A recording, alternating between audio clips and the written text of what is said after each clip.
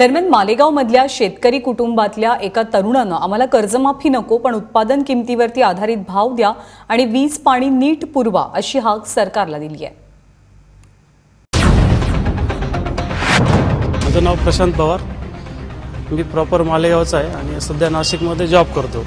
शेती करण्याची इच्छा असताना सुद्धा शेती न करता मला जॉब करावा लागतोय, कारण की शेतमालाला भाव मिळेल किंवा गारपीट, वादळी पाऊस याच्यापासून शेतकऱ्यांना काही संरक्षण मिळेल याची खात्री आम्हाला वाटत नाही। त्याच्यामुळे आम्हाला 10-15 हजाराच्या नोकरीने समाधान मानावं लागतं।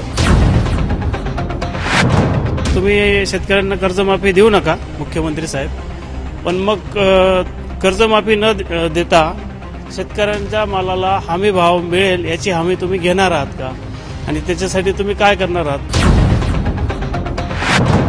माझ्याकडे एक तुमच्यासाठी उपाय आहे की तुम्ही जो हमी भाव ठरवला आहे आणि आता शेतकऱ्याला समजा मी एक एक्झाम्पल म्हणून कांदा आपण घेऊया। कांद्याला 300 ते 400 रुपये प्रति क्विंटल भाव मिळतोय आणि कांद्याचा प्रति क्विंटल उत्पादन खर्च आहे 800 ते 900 रुपये।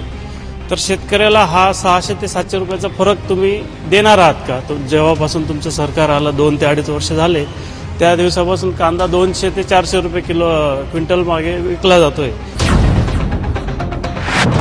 शेतकऱ्यांना 24 तास वीज, 24 तास पाणी उपलब्ध करून द्या आणि हमी भाव द्या, तर शेतकऱ्यांना कर्जमाफी द्यायची गरज नाही असं मला वाटतं।